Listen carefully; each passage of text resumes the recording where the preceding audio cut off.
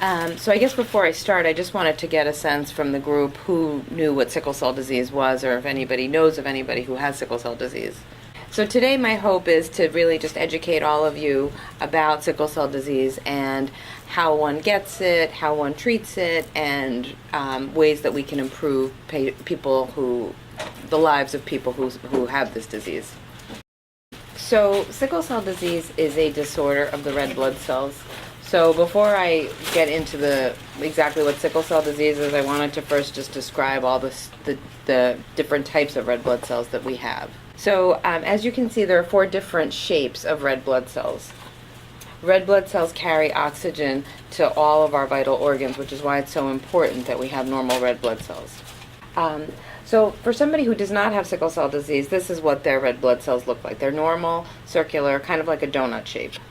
You can also have spherical or oval red blood cells, and those are for other disorders that we're not going to cover today. And then you have sickle cells, which actually look, for anybody who's seen a sickle cell, look like a sickle, and that's where it's got its name from.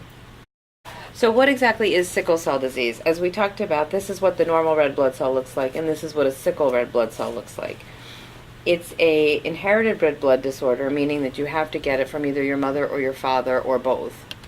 And like we talked about, normal red blood cells are shaped like donuts and are able to be deformed and go through vessels very easily, whereas sickle red blood cells are stiff and shaped like sickles. Sickle cell disease has been around for a while and was discovered in 1910, first described by Dr. James Herrick in his paper entitled Sickled Cells. He was taking care of a 20-year-old dental student at the time from Grenada who, when he looked at his red blood cells under the microscope, they looked very irregular, as he mentions here, but they were very thin, elongated, and shaped like sickles, which attracted his attention. And so since that initial discovery in 1910, we've learned quite a bit about the disease and how to best treat it. In 1927, it was described as a hemoglobin defect, and I'll discuss more what hemoglobin is in a minute. And later, it was described that how you acquire the disease is through genetics. It is what we call an autosomal recessive disease, meaning that you have to inherit an abnormal gene from your mother as well as from your father. So if you look under here, this is somebody with sickle cell disease, and you can see that they have mostly these sickle cells here in their bloodstream, although there are a few normal-looking cells as well. The majority of cells are those sickle cells. And so when we take a blood sample from somebody and look at it under the microscope, this is what we see. So again, I'm just going to briefly go over this. Again, normal versus sickle red blood cells. So like we talked about, normal red blood cells are disc-shaped, they're soft, and they easily flow through blood vessels, living for almost 4 months. Whereas sickle blood is very hard and rigid and gets stuck in the small blood vessels, and that's what causes a lot of the complications. And most important is the blood only lasts for about 20 days, which is why a lot of these patients need blood cell transfusions. So people who have sickle cell disease, they produce abnormal red blood cells, and they contain a hemoglobin called S instead of a normal hemoglobin, which is A. When these cells lose their oxygen, they become distorted, and as a result, they become sticky. They block blood vessels, causing a lack of oxygen delivery to vital organs. And these can cause episodes of pain to all these different organs, whether it be your brain, your heart, your lungs, your extremities, and we'll talk more about that later. And so how does somebody get sickle cell disease? And I think this is always a question that people have when they find out that they've developed it. A lot of people don't know that they even had it in their family, and so they are often very surprised when they get this news. So like we talked about, hemoglobin A is normal and hemoglobin S is abnormal. You need both abnormal, you need 2 abnormal S's to have the disease. So in this cartoon, this is the mom, this is the dad, both only have what we call the trait. They're carriers. They don't have the disease, but they carry one abnormal gene. So when they get together to have a child, there's one of 4 scenarios. The mother can give either her A or her A, give her A or her S, as you can see. And so so these are the 4 different scenarios. If both mom and dad gave their A's, the patient would be normal. The person would be normal. So in this scenario, the child inherited the A from mom, but the S from dad, meaning that they also are a carrier of the disease. They don't actually have the disease, but they are a carrier. So that's why when we have patients who know they carry the gene, when they're getting ready to reproduce and have children, we recommend that their partner also get tested, just so they know what the possibilities are with their child. Sickle cell disease is present in 1 in 500 African Americans, 1 in 1,400 Hispanics, and it's about 75,000 to 100,000 people in the U.S. alone. The trait, obviously, is a little bit more common, but those people do not have any of the clinical signs or symptoms. So it's 1 in 12 African Americans, 1 in 100 Hispanics, and over 2 million people. So it is quite prevalent, and so this was one of the reasons that I wanted to study it more when I was doing my training, because despite the fact that it's pretty common, I don't think it gets as much it doesn't get as much press or as much awareness as some of the other diseases like breast cancer or cystic fibrosis. And so, I think what people forget is it is the most common genetic disease in this country. So it is something that needs more awareness. So I think this slide really conveys how significant this disease is. So on the left, there's a slide of the survival of patients with sickle cell disease. So on this axis is the probability of survival. So these are in percentages, 10, 20, 30, 40, 50. And on this side are the ages. And you can see 50% survival for patients with sickle cell disease is somewhere in the vicinity of 40 to 50 years. So here, 50% of people with sickle cell disease will not be alive between the ages of 40 and 50.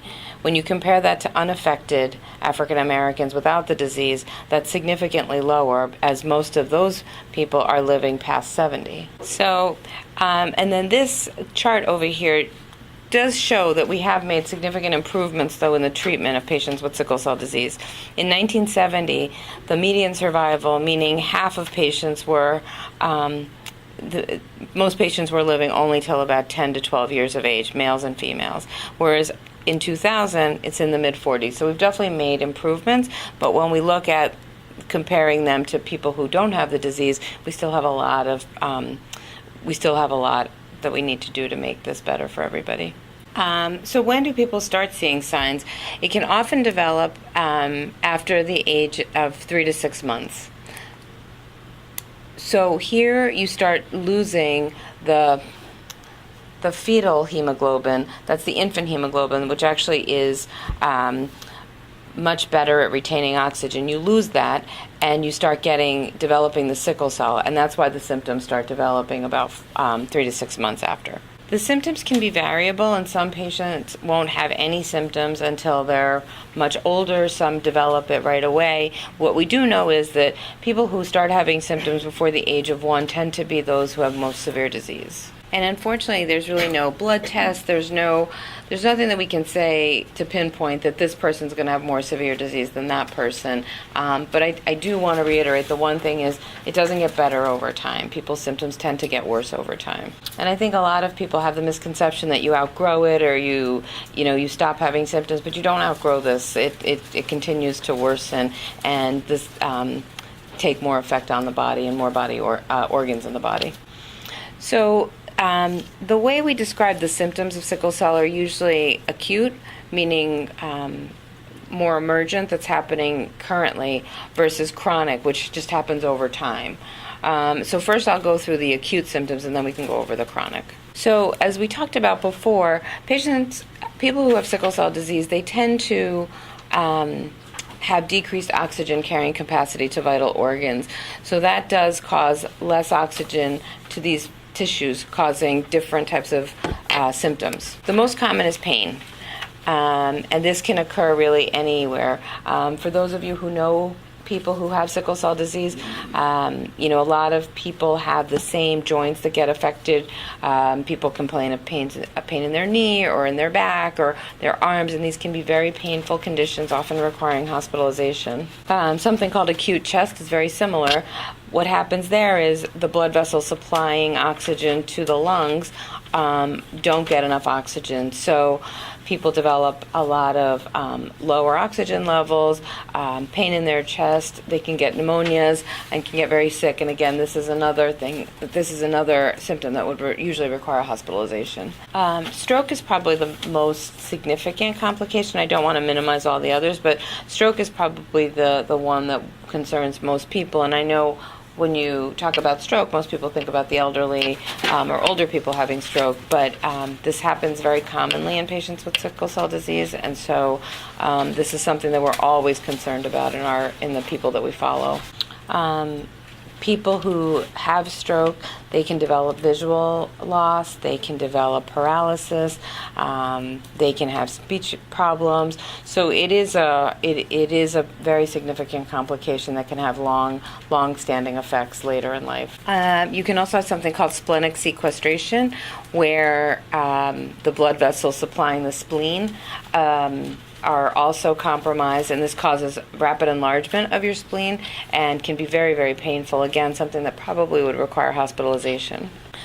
Similarly, sometimes what can happen is red blood cells are produced in the bone marrow, which is a cavity in all of our bones. It's a liquid cavity that produces your red blood cells. And sometimes infections can be so severe that it causes them to stop production of your red blood cells for a period of time, and that can often happen as well. And then lastly, priapism is another complication, and this is essentially, again, blood flow to the penis is compromised and causes an erection that can be very, very painful and often requires medical treatment as well. So here are just a few pictures before we go on to the chronic dysfunction. This is something called dactylitis. This is a crisis of the hands, so there's quite a bit of swelling going on. There's very little blood flow going there, and that's causing pain and swelling in this child. Here you see somebody who's developing acute chest syndrome, and this was the one we talked about where you can have difficulty breathing, you have decreased oxygen to the lungs, and it can also can develop into a pneumonia. Your lungs should be black, not white like this. And then a couple others. Here you see, these are the vessels in the brain. And so the vessels should all be bright like this.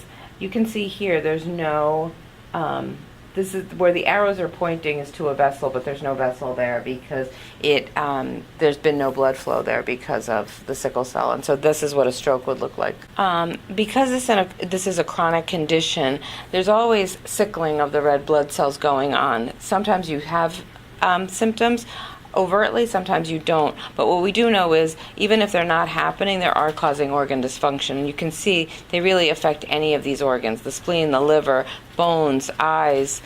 Here you see a picture of a skin ulcer. It can also cause problems with your kidneys and your lungs, and this can go on chronically. And so while you may not be seeing acute symptoms going on, there is damage going on at all times. So why do people have pain? Because this is the most common symptom you will see. So normal red blood cells, like we talked about, they move through blood tubes to carry oxygen to different parts of the body. Unfortunately, those with sickle cell disease, their cells are rigid, like we talked about, and they clog blood tubes, blocking the flow of oxygen and nutrients, and this causes chronic pain and damage to vital organs. And I talked about sometimes people having acute symptoms versus chronic symptoms. So while there is ongoing sickling happening at all times, sometimes the symptoms get much worse. And so why does that happen? We know that the triggers typically are dehydration, low oxygen levels, extreme temperatures. So a lot of people who have sickle cell disease don't like to go to very hot climates, nor do they like to go swimming because that can often precipitate pain. Infection, so it's very important that people be on the lookout if you're around people who get sick, and stress. And those are really the reasons that that can trigger some of these symptoms. Earlier I spoke about the median age of death in patients with sickle cell disease in the 70s being between 10 and 12. Now it's upwards of 40, close to 50. And why is that? And there are two ways that we are kind of attacking the treatments.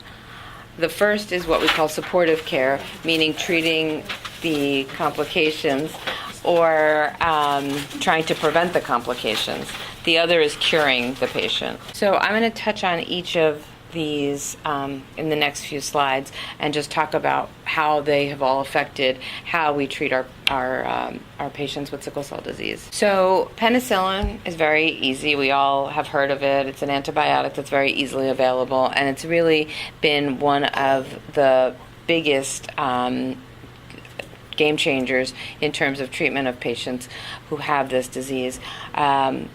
When you have sickle cell disease, there are certain infections you're more prone to, and by starting penicillin, you can avoid those infections and really the downstream effects from those infections. So it's recommended that all infants who have sickle cell disease start penicillin no later than 4 months of age.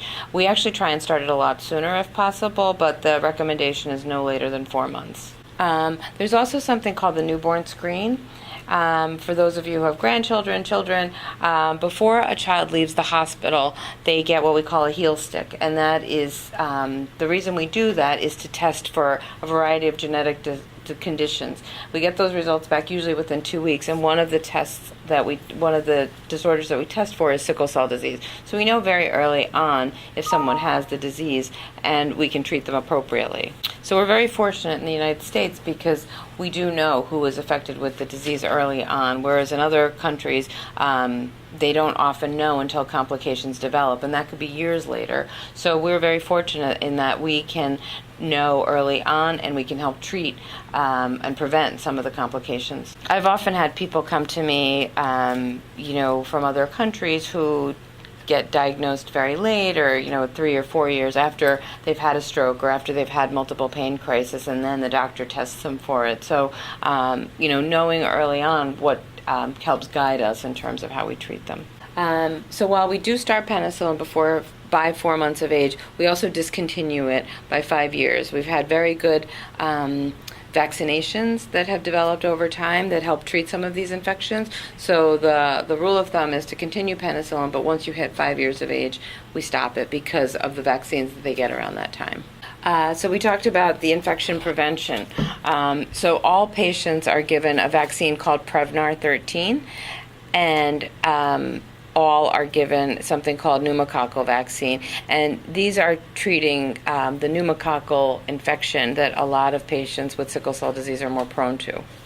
And once you receive these two vaccines, then you can stop the penicillin. We also recommend you get treated for something called meningococcal. That's a very common cause of meningitis. So we do recommend that those vaccines are also given.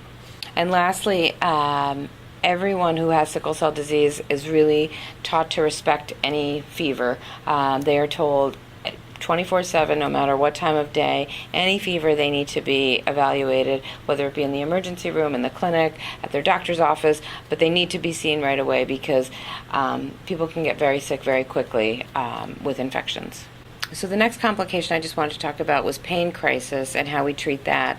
And so this is the most common complication of sickle cell disease. Like we mentioned, the pain results from tissue, lack of oxygen getting to the tissues caused by the occlusion of the vessels. And it can be in various areas. It can be localized to the extremities, back or chest. Other people have it in their abdomen or their head. Some people have hand and foot. When you talk to somebody who has sickle cell disease, they're very clear, like, oh, it's my pain crisis, and they know what triggers it, and they often know where their sites are. They're very attuned to it, and often it's recurrent in the same areas over and over again. Additionally, pain can cause problems with quality of life too. While people who have sickle cell disease are living longer. Their lives can be very unpredictable because of the pain, and a lot of people are missing school. I deal with pediatrics, so I do notice that a lot of people who have sickle cell disease have missed upwards of sometimes up to 2 weeks a month of school. A lot of people, adult people, they are missing work. A lot are on disability, and so it's not just pain. It's being a good member of society. I mean, people want to work, they want to go to school, but they're just so affected by the pain. And there's been many studies showing that if you have frequent pain crises, usually more than 3 a year, that defines that you have what we call severe disease. So how do we treat the pain? A lot of people know their pain, and they can often treat it at home with aggressive hydration and pain management.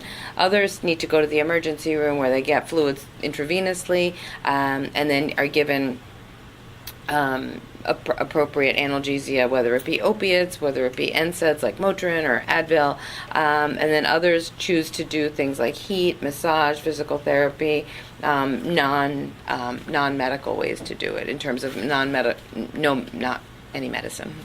So stroke is another thing that we talked about. So approximately 1 in 11 people with sickle cell disease will have a stroke.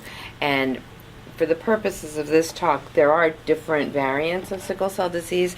SS is the most severe, and so that's really what most of these complications are focusing on. The way we actually screen for people so we can help prevent strokes is something called a transcranial Doppler, which is essentially an ultrasound that you put on your forehead, and it can measure the velocity of blood going through your vessels. And we know that the faster the blood flows through those vessels, the higher the incidence of stroke, the higher the chance of having a stroke. Studies have clearly shown that if you start somebody on what we call a chronic transfusion program, meaning that you start them on regularly scheduled transfusions, usually every 3 to 4 weeks, it's effective in decreasing the stroke risk. So for those who have abnormal ultrasounds, we put them on a chronic transfusion program that can really decrease, as you can see, 92% decrease the risk of having a stroke. This Doppler, though, unfortunately is only good in children up until the age of 12 years of age. So once they get past that and into adulthood, we don't have a screening mechanism. So like we talked about, in all patients with sickle cell disease, the prevalence is 4 to 7%, with the risk being 11% of people having a stroke by the age of 20. Usually we see it in children. There's a peak age of 2 to 9 years, and then later on as well. And it's most common in the SS type of sickle cell disease. It can definitely cause physical disabilities like hemiparalysis and neurocognitive impairment, learning disabilities, and developmental delays, and it accounts for 10% of deaths. And what we have seen is that once you have one stroke, the chances of having another stroke are 67% if you don't start a chronic transfusion program. This isn't really so important, the type of strokes, but what I did want to highlight is that you have a peak, again, around 9 years of age, and then that decreases, and then again you see another peak in the 40s. Similarly, this type of stroke you can see in people in the mid-20s. So it seems like there's 3 time points where you can have stroke and really need to be cognizant. Here in the 2 to 10 years of age, 25-year-olds, and then again 35 to 45.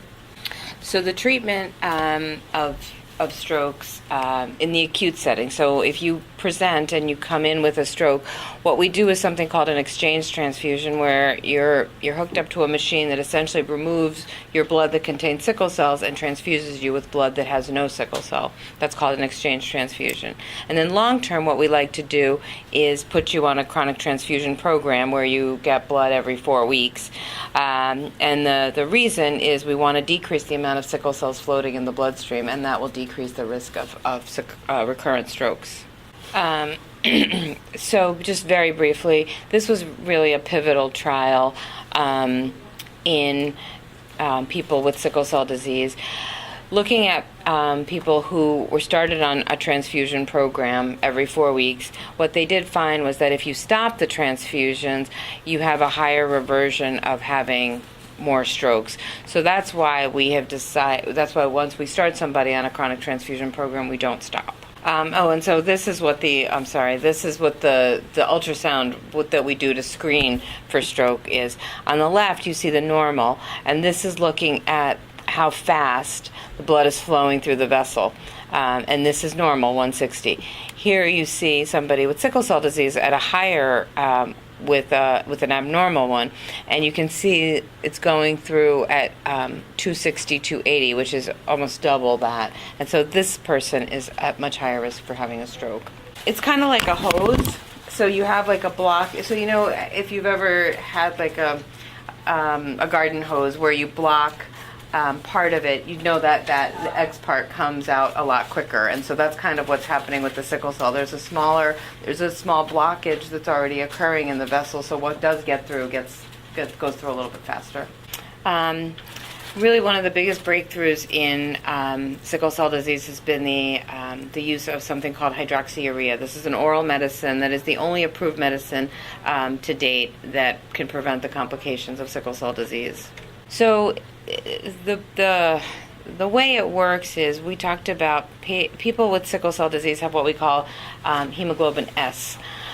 What hydroxyurea does is change that S to something called F, which is a fetal form of hemoglobin, and actually increases oxygen carrying capacity. And so you have much more circulating fetal hemoglobin, which helps to give more oxygen to all the vital organs. And that has really helped with a lot of patients. There's a lot of studies going on, and there's a lot of, I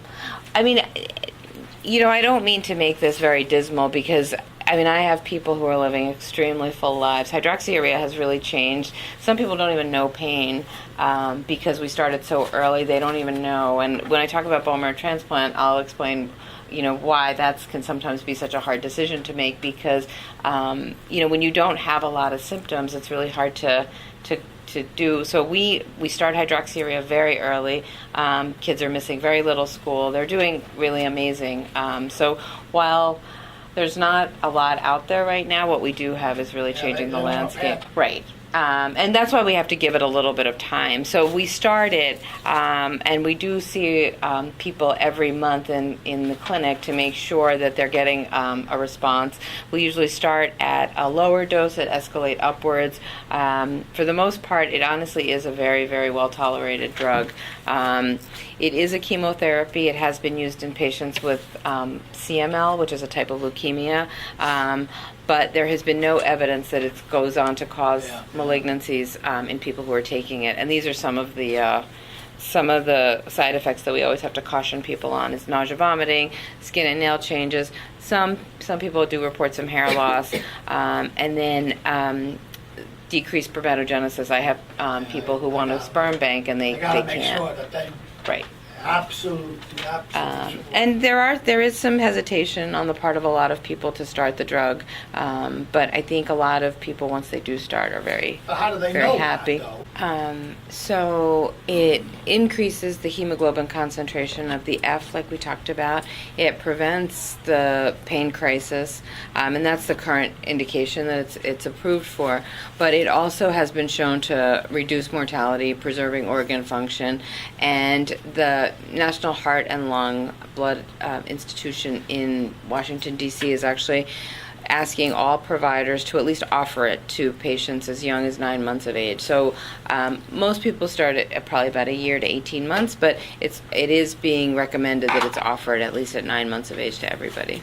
And so this is just, really reiterating the fact that it is decreasing pain. It's a major advancement in the treatment of sickle cell disease, and there are minimal risks that are very reassuring. And so, just again, advocating the use of it. Blood transfusions are common in those with sickle cell disease. The indications for chronic transfusions, meaning you're on a a program is to prevent a stroke or prevent a second stroke when you have pulmonary complications or repeated episodes of pain that interfere with, attaining your life goals. But we also give it intermittently on a case-by-case basis in those who have, we talked about the splenic sequestration where the blood gets clogged in your spleen, the aplastic crisis, or any serious infection. And those are just case-by-case. It's 1 or 2 transfusions. It's nothing recurrent as opposed to the chronic transfusions. And so the success of supportive care, I don't want to minimize it because it's really been very huge. And when I talk about supportive care, it's just all the therapies we've just talked about. If you look, this hash line was in 1979. You saw about 15% of people dying between the ages of 1 and 4, and then again between the ages of 20 and 24. We have essentially eradicated this in the 2000s because of penicillin, because of vaccines, such that very few children are dying of sickle cell disease early on. And we've actually pushed the bar over such that the majority of deaths are happening now in the late 40s as opposed to the mid-20s. So we've definitely improved, but we still have more to do. So that was all what we call supportive care. All those treatments, the hydroxyurea, the penicillin, the transfusions, that's supportive care, meaning that we don't get rid of the disease, but we're able to support people during their complications or to prevent complications. At this stage, there's only one curative treatment for those with sickle cell disease, and this is what I do mostly, is something called a stem cell transplantation. So the first transplant for sickle cell disease was in 1984, and I'm going to explain a little in the next slide what exactly is a bone marrow transplant. But the first transplant was in 1984. It happened to be in a patient who had leukemia, who also had sickle cell disease.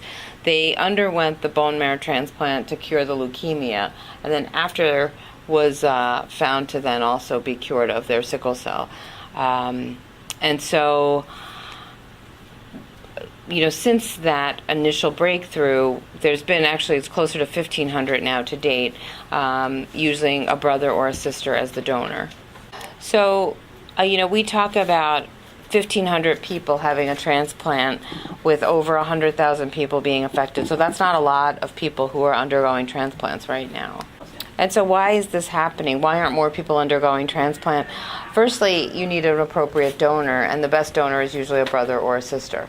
So the brother or sister could be a match, but they could also be affected with sickle cell disease, which would make the transplant it wouldn't work. And then also it's not clear when is the best time to do the transplant. Do you do it when you're young, before the complications happen, or do you do it when you're older, after complications? And so that's always a tricky thing for people as well. So when I see people who are interested in transplant, these are usually the reasons why.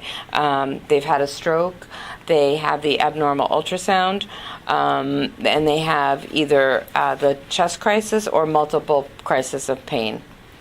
Some of these in red are more for the adults.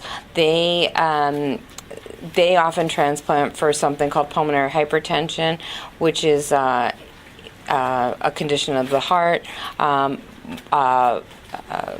pain crisis in the joints, problems getting red blood cell transfusions on a regular basis, or problems with the kidneys. So what exactly is a transplant? So here you have somebody who has a disorder, whether it be sickle cell, leukemia. They undergo either something called radiation or chemotherapy. They receive this medicine, and then at the same time, somebody who's healthy without the disease undergoes what we call a bone marrow harvest, where bone marrow is removed from the hip bone. That's the area most robust of bone marrow. And then those healthy bone marrow cells are injected into the recipient. So it sounds easy, right? It's a process. We usually tell families to expect about a year of between hospital stays and very, very closely monitored outpatient visits. So it is quite a stress on a family as well during this period of time. essentially what we're doing is destroying the recipient's ability to produce red blood cells with the chemotherapy. We're destroying that. Their bone marrow is empty, and then we replace it with bone marrow from a healthy donor.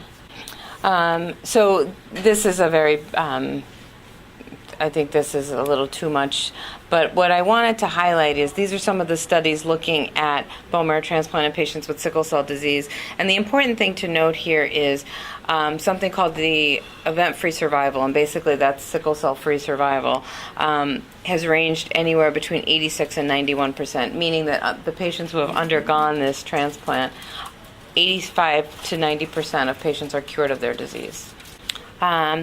But it's not without its own complications, and so that's what we have to caution people when they embark on this, that this is not an easy process, and there may be complications, sometimes worse, before they underwent the transplant. And, it hopefully is short term, but sometimes that is very difficult. Patients, can have, and I think really the things that I'd like to highlight, seizures and infertility are really two of the biggest complications that really give people pause to proceed with the transplant. So in summary, sickle cell is an inherited condition. It can affect every organ system and result in early mortality. It has variable severity or presentation, meaning that somebody can be unaffected until puberty and start having symptoms, or it can start as early as infancy. It's very important that you seek care from a primary care provider as well as a doctor who specializes in sickle cell treatment. And really, over the last 40 years, current treatment and practices have significantly decreased mortality, and newer research into clinical practice can improve patient survival. I think transplant is a new way to help cure, and I think a lot of people are starting to look into that as well.